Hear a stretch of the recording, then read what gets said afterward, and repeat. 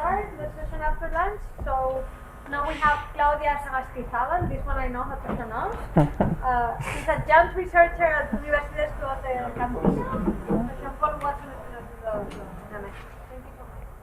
Okay, thank you, Natalia. I want to start by thanking Andy and the organizers for putting up this impressive program. It's really a very nice opportunity. I'm very glad of being able to stay here for a while. The microphone is on? Is okay? No, I thought I saw. Yeah, but he was supposed to switch. Is it okay or not? Yeah? You put higher up on the back. Higher? Okay.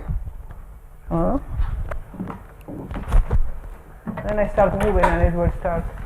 Okay, like this? Let me see. What about now? Like this is okay?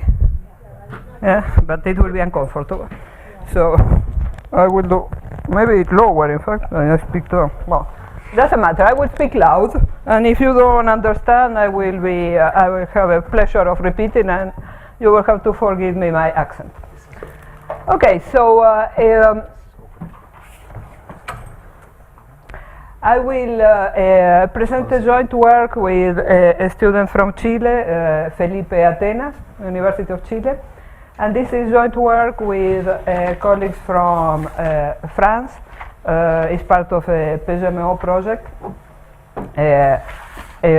called Planning Under Investment Under Uncertainty, and the collaborators in France are Wim van Ackoy from EDF Labs and Wellington de Oliveira. So this talk will be more about solution methods than models.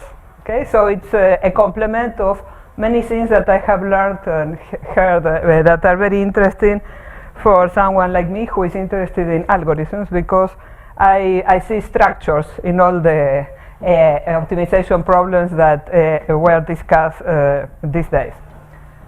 Okay, so by now we all know what is the motivation for studying these kind of problems.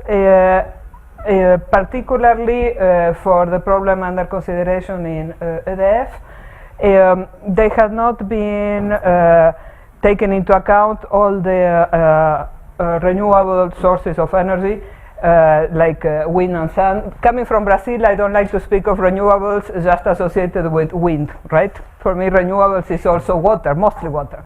So that's why I make this difference.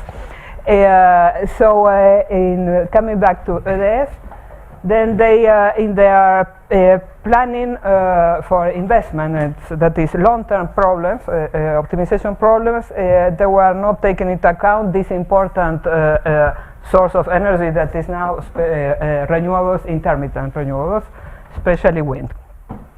So, and the idea is, how is it, of course, why we want this kind of problems is to have an idea of how to blend in an harmonious manner the mix that is already there, plus all these expansions that will lead to low carbon systems in the future, in a manner that, well, the energy is still delivered when we press the button and we switch on the button.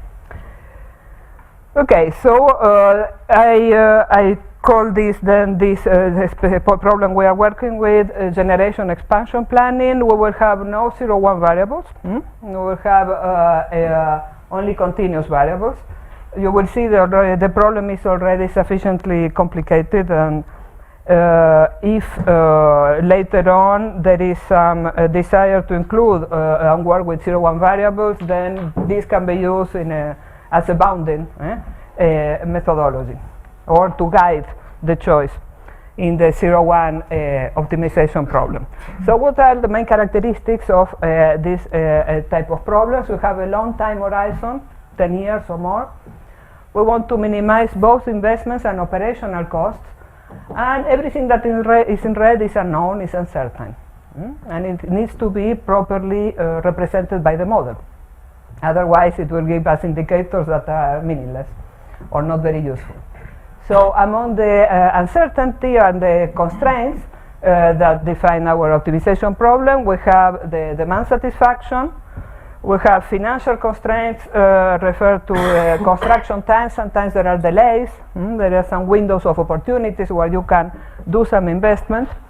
We have also environmental constraints, limiting the carbon emissions, for example, of the thermal power plants, the coal fuel carbon power plants. We have also, it is not known the fuel cost, how much will be the gas in 10 years from now. It's also uncertain, and also it's uncertain the percentage of wind power in the mix. So, and of course, if you have hydropower, the amount of water that there will be in the reservoirs, it's an unknown.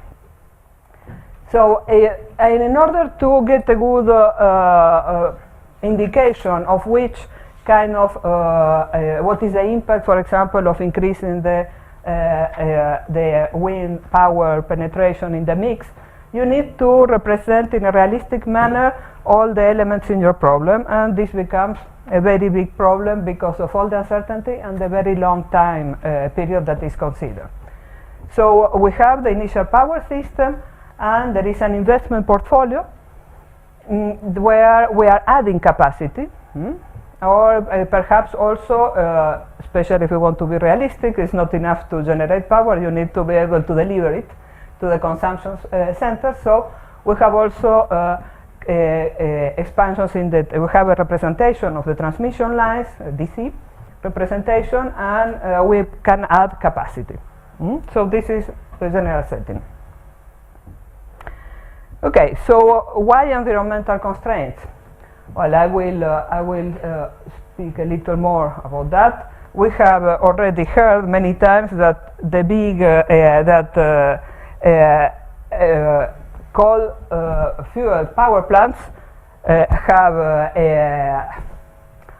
the advantage of being flexible, and this is why we're considering them in our system.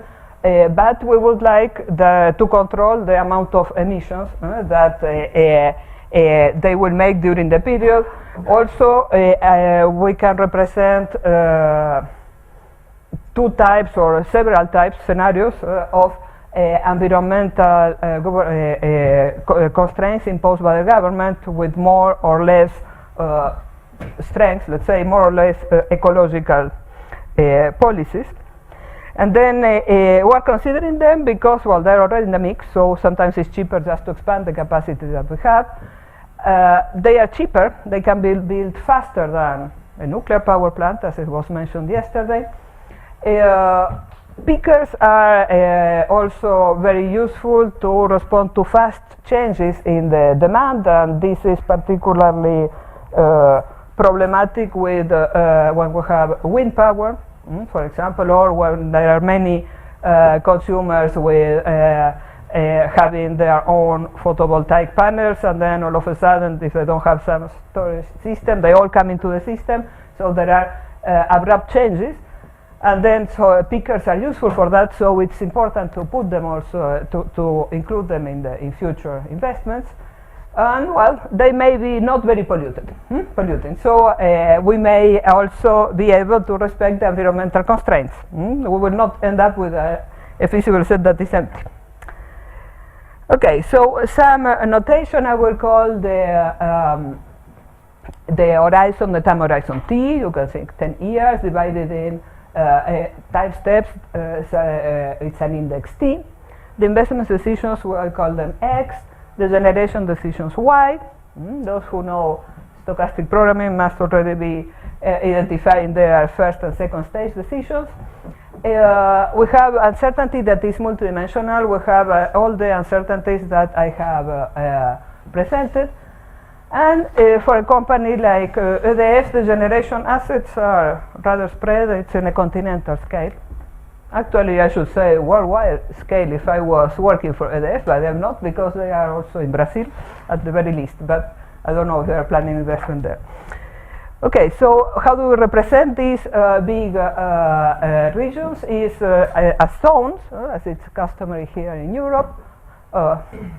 And there are zones represented, so some sets of countries, and there are exchanges between the zones, and we might want to represent in more detail, one zone, particularly zone, for example, France is interested in French investments, and here we may want to put a detail on the DC constraints, for example.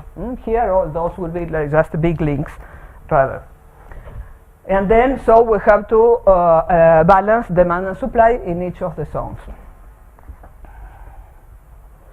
So it is a very large stochastic optimization problem, and one important feature that they want to address is to include risk aversion. Both, as usual in this business, there is the volume of risk in the volume, that is how much energy will be around, in particular if we have wind energy, and the other is the price risk, what will be the cost, because here we are considering we are considering cost minimization, not revenue maximization, but well, it's more or less the same in this setting. Okay, so and another important thing is that we are not starting from scratch. We are starting from works with a company that has been developing tools for managing their assets of utilities for many years, and they have very detailed models, optimization models for specific situations of each one of the technologies they have in their portfolio. So we want to take advantage of that, and this is for a given system configuration. Okay. So as I said, it's Électricité de France. And this is why we're interested in decomposition techniques. We will not try to solve the problem as a whole, but by some decomposition technique. Good. Well, this is why I'm in this project also. Okay. So what is the idea on the driver of decomposition? Is always the motto: divide to conquer, right? So you have a problem that is too difficult to solve all at once. And then what you will do, you will replace this direct solution by a sequence of steps where you will be solving simpler problems that are called subproblems here on the right, and will give some information to a central manager, a master. It's in the wording of Danzig, you have the master and the slave problems, right? And this process will be repeated iteratively until there is some convergence criterion achieved. And what is characteristic of this type of decomposition is of techniques is that for defining a new iterate here in the master program, often what is being done is one iteration of a non-smooth optimization method, because the master often has to deal with non-smooth dual functions in general. So there is this exchange of information. The master is like a tennis, where the master sends the ball and the subproblems make their calculations, and they send back some information that is used by the master to define a new X, that is the ball that will be sent afterwards until the match is over. Okay, and what is interesting in this decomposition is that often this box that is on the right corresponds, for example, to different technologies, where we will put all these high level of details that they are used to handle their utilities, and those calculations, if they are separated, they can be done in parallel, and so you can achieve a fast response. So the ball comes back fast from the slaves or the subproblems to the master.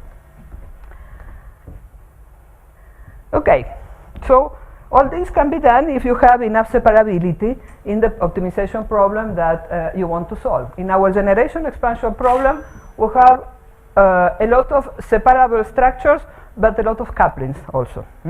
Here I have described the four different types. There is the spatial coupling, temporal, stage-wise coupling, and scenario coupling. Now I will explain what I mean for each one of these names. Spatial and temporal stage-wise are the most are usually present. The last one is induced by the value, the risk aversion. Okay, so the spatial coupling. What is spatial coupling? It means that you have somehow to coordinate the generation of all your power plants so that at each time step, the whole space of power plants satisfies the demand. So this is the spatial coupling. An example, or reserve constraints, all the constraints that are set individually at each time step but need to be satisfied by considering together all the mix, all the plants. Okay, temporal coupling, well, it is typical for technologies that there is some dynamical system that we are trying to control, for example, the volume of the reservoirs, and then we have the water balance equation. For thermal power plants, we have ramps. We cannot change generation from one step to the next one in an arbitrary manner. But what is specific of this type of constraints, that we will call them dynamic, because they change a long times, is that they involve one type of technology only, or for example one power plant, or if it is hydro, it will be at most cascaded hydro plants along cascaded reservoirs and hydro plants along the same hydro valley. So they don't involve, as the spatial ones that are static and each time step needs to be satisfied, they don't involve all the power mix. Okay, what is stage-wise coupling? The stage-wise coupling refers to the investment modeling, where we remember that we are allowing to add capacity. So this will be the decision that we will take today, and according to the realization of uncertainty in the future, for example, how much demand will have to be satisfied, we will generate, or how much water was in the reservoirs, we will generate in this expanded plant, and the maximum capacity or the generation capacity of this plant will depend on the decision that was made in the first stage about the expansion, defining this expanded system. So this is the coupling between first and stage, or one stage and the next stage decisions. So those are, okay, sorry, this should have been the post here. So investment and generation decisions are coupled. And the scenario coupling is induced by the risk aversion. It is actually concentrated in the value at risk of the model, and I will explain a little bit more, maybe with some formulas. So we have first if we call y, remember the generation of the plant P at time t, depending on the uncertainty xc. The sum of all the generation in the mix has to be at least the demand at each time stage. On the contrary, so these are static constraints. We have the dynamic constraints, where we consider the generation of the same. Okay, let's see if I manage. I don't want to turn off. Okay, yes. We consider then for the same power plant, all its generation along the horizon, it must satisfy certain constraints that vary along the time, for example, the ramping constraints. The stage-wise coupling, as I said, relates the generation decisions at time t to the expansion of capacity that we decided in the first stage, independently of the realization, because we have to build and expand the plant before we start operating it. And finally, the last coupling is the induced by the risk aversion, because typically we will want to control the generation cost, the value at risk of the generation cost, and this couples all the decisions of generation that we'll be making for each scenario. Okay, so in mathematical as a mathematical optimization problems, we have then the investment decision plus the conditional value at risk of the generation. That has, we are making a linear model because it's sufficiently complicated like this. So we have the generation cost at scenario C, or for the depending on the uncertainty, and this is the generation. Okay, what are the constraints? So we have the static constraints that refer to the first stage decisions, investment decisions. There are all those windows, all those, maybe there are, if we make an expansion in one reservoir and one power plant that is in a hydro valley, then we will want to expand in the one that is below the valley at the same time, time step, downstream, sorry. Then also the generation static constraints that depend on the realization of uncertainty. We have the dynamic constraints both for investment and generation variables. We have the constraints that couple investment and generation, referring, I put C to refer to the capacity, expansion of capacity. And then we have two models this is why I didn't want to use it,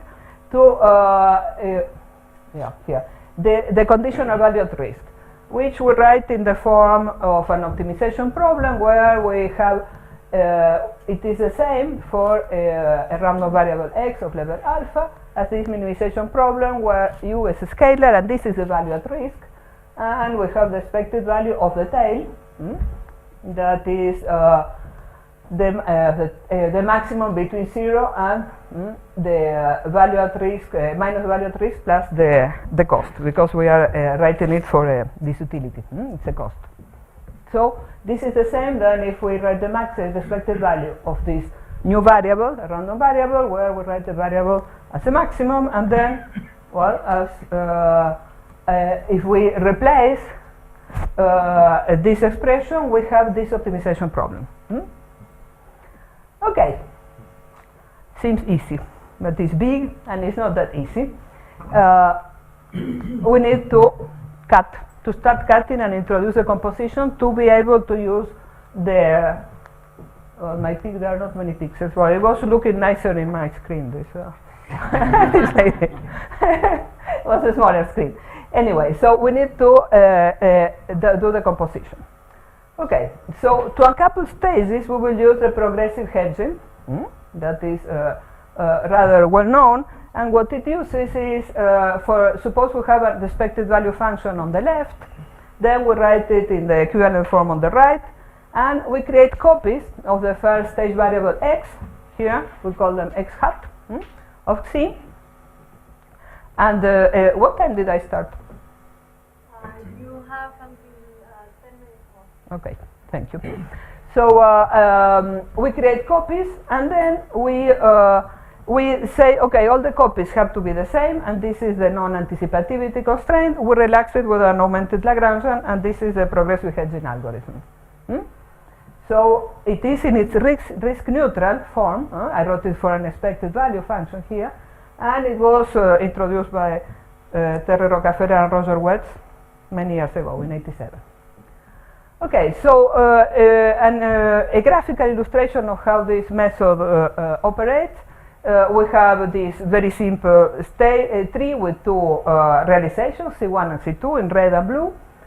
Then we can think of the two variables, each hat of C1 and x hat of C2 in two axes. And then what we are looking for is that they have to be the same, right, to lie on this subspace N, that is the subspace of non-anticipativity. It's a linear subspace. So if we, that means that we have to project into this subspace, and then we will have, this will be our non-anticipativity constraint. And the trick here, what makes these things good, is that the projection is explicit. It's a very simple subspace. We have to average the two components. So look up there, don't look at me. So we come from here there, you see? So what we are doing is we are separating the two scenarios and linking them with this non-anticipativity constraint N. And this is what gives us the scenario decomposition that we were looking for. Okay, it's also useful to look at the projection on the orthogonal complement of this subspace, that is N orthogonal, and then here it will be this subspace, and it's also a very straightforward expression, explicit expression. Good. So how does it function? How does the method function? Well, we will find a saddle point, so x star and w star, of this Lagrangian, where we have the expected value that was objective function plus the relaxation of the non-anticipativity constraints that can be written in this form with the dual pairing that is associated to the Banach space of policies here. So, and the dual pairing is just the wave Euclidean product, but wave with the probabilities. So what is good is that this is separable, and then how do we find this saddle point? At each iteration, we have a primal and dual point for each scenario, or for each realization. We consider a sample space that is discrete, it is finite, and then we will minimize the sub-problems that I was showing you in the scheme. Will find the minimum of the Lagrangian, the augmented Lagrangian, for a fixed dual variable, W. And then we will project into the subspace of non-anticipativity to get the new primal variable, and we will update the dual variable with this formula. Okay, so it is a saddle point. X update minimizes the Lagrangian, and the W update maximizes the Lagrangian. And if we want to use the same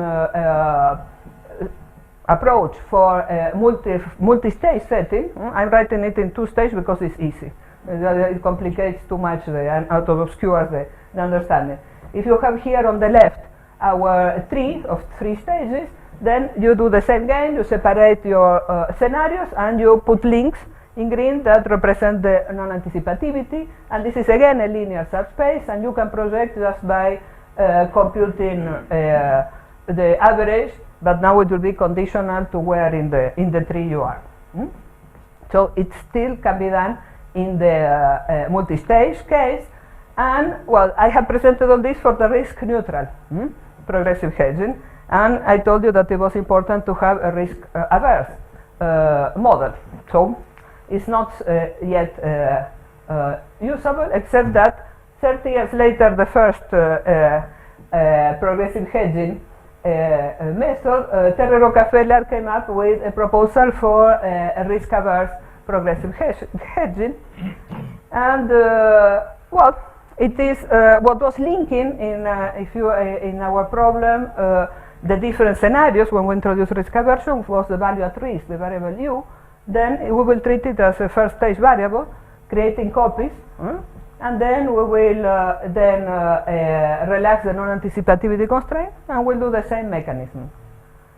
So in this paper you will find the convergence proof for this kind of approach, and then we have the theorem of convergence states that this error bound in the primal and in the dual variables, and here you can see the role of the parameter of augmentation that appears in this augmented Lagrangian scheme, is decreasing. So this is the convergence result.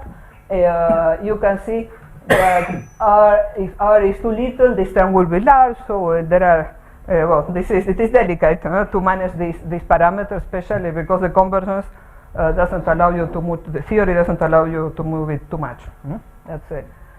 Okay, so now in our model we could then get rid of the constraints in red thanks to this CVAR progressive hedging.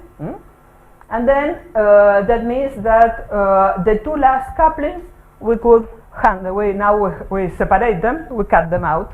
Now we have the other couplings, and remember that we would like to use the specific models that they have for the power plants. So we need to eliminate the spatial coupling. Relaxing the demand constraint is not a good idea because it leaves everything too loose. So to deal with the spatial coupling, we do variable splitting. We will duplicate variables, and then we will be relaxing the fact that the duplicated variables need to be the same. And then we will use, and like this we will get a method that everything separable, subproblems that are defined for each type of power plant as we wanted. And for dealing with this new relaxation, we will blend the progressive hedging with a bundle method, a proximal bundle method that will allow us to solve the subproblems up to a certain level, not until optimality. So we will be faster in this tennis ball game. At least when it which is, I didn't say, but usually what is more time consuming in this exchange between the master and the slaves is the slave subproblems, is the time spent in the slaves. Okay, so how do we handle the inexactness? Remember, this is the structure for the progressive hedging that we had to minimize the Lagrangian for defining the primal update and maximizing for the dual update. And after the composition, what do we have after all this decomposition, all these cuttings that we did? We have a problem that the Lagrangian splits into subterms, one that is separable by plants with all the dynamic constraints as we wanted, one with static constraints, and one with one term with the non-anticipativity constraints inducing by the risk aversion. Okay, now if the subproblems here, we are separable by plants. We do an inexact solution. How does this impact? In all this scheme, in the grand scheme of things of the progressive hedging. So it enters there, this definition of x hat. It will be inexact because we are not solving until optimality these are problems. And what the impact that this has is in the dual update, in the W. And it's here that we use all this non-smooth optimization knowledge to deal appropriately with this update without losing impairing the convergence results. So let's just tell you some general comments. The dual update, the update in the progressive hedging or in the augmented Lagrangian is just I'm finishing. It's just a gradient-like step to maximize the augmented dual function that is differentiable. But since we are having inexact information, we need to keep track of the memory of what happened in past iterations, and this is where the bundle of information and the bundle methodology helps us to tell us, well, you are doing the inexactness of the evaluations are too inexact, it's necessary to do a little better. So we have optimality certificates both in the primal and the dual variables based on these two papers. So we're blending two theories. And for the algorithms, it is fast, reasonably fast, because we solve quadratic and linear programs in each iteration. Now, as for the numerical assessment, it's a toy problem just to make sure we are not making mistakes. Here on the left, we have the expected cost, here the CVAR objective, just for you to see that it's involved. I don't know if you see, but it is worse. But now again, let's play this game. Don't look at me, look here. I will show you, this is the solution of the problem without the composing. It's a toy problem we can solve. And this is the solution of the problem after using this, the distribution of cost, of this, using our approach. And while we are doing better, of course, in terms of expected cost, the CVAR will have to still to do some enhancements, but it's not too bad. Okay, so final remarks, my last slide then. It would be good to see if we can, it is difficult to know when to stop the progressive hedging, no? So binaries, it's really easy. Because you see the theorem of convergence sometimes helps you to define a good stopping test. But here the theorem of convergence is an error bound with respect to what you are looking for. And then, it is difficult then to derive a stopping test from this theorem, from this result. So we would like to see if something with the bundle with some epsilon subdifferential could not be derived in this setting. We would also like to know if the ideas of the bundle ideas would allow us to move a little bit the parameter without losing convergence. We will start running on real instances once, like now in the next month. And well, there is people who likes a lot vendors, and they ask all the time why you don't do vendors for investment. And well, the answer that I have in this case is that for the multi-stage setting with an exact problem solution, it will not be good, and I am done. Thank you very much.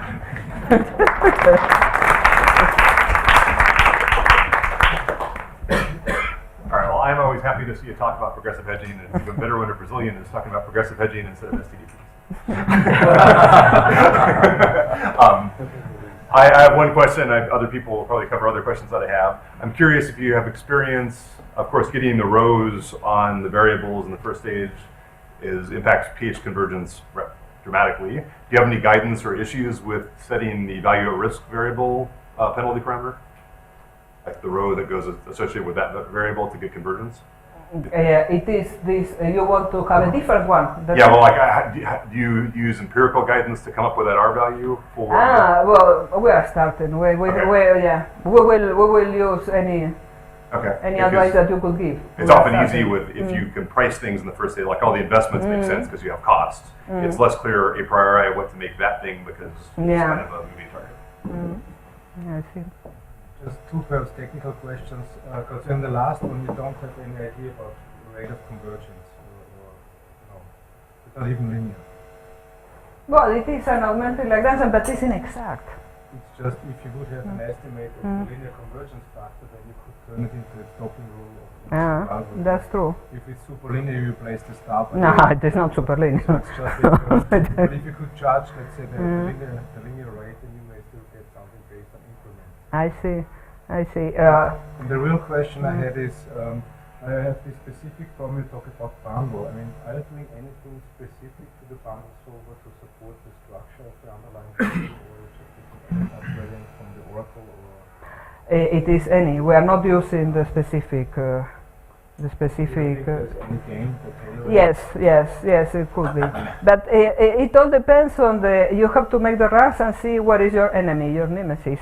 Is it in the sub-problems or in the master? If it is in the master, you may gain, but sometimes, most of the time, you spend 90% of the time in the sub-problems. So, welcome. Okay. Thank you. It was very interesting, especially listing the all four correlation coupling, and I think you relaxed 3 out of the 4 at the end. It might be a silly question. Based on all your experience and results, do you suggest to decompose the problem as much as we can, or there is a trade-off? Because if we decompose a lot, yes, the issue problem is smaller, but at the end we may need more iterations, or we may have more difficulties to get convergence. Is there a trade-off there, or? It depends on what is it that you have. You see, if you already have a very good solver for something that you trust and you don't have to debug because you know that it works well, then you will try to build around this. So if there is no duality gap, you can relax as much as you want. But if there is duality gap, you will not want to relax as much as you want because you will end up too far with the dual solution. So it's really case by case, or family of cases by family. And I suppose your problem, there is no binary, right? All is. We didn't put binaries, no. But and if there is, can we have a gained optimality currently?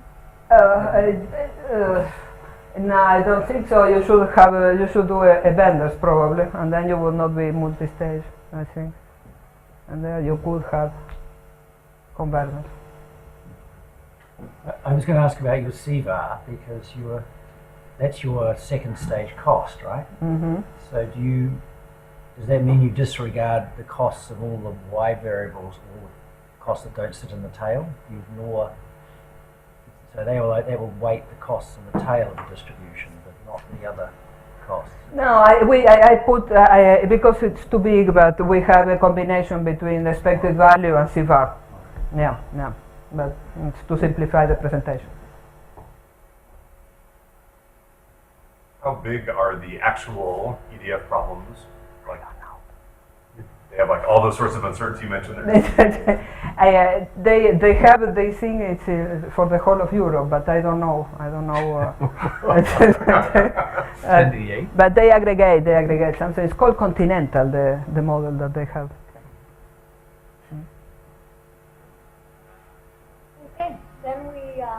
next talk.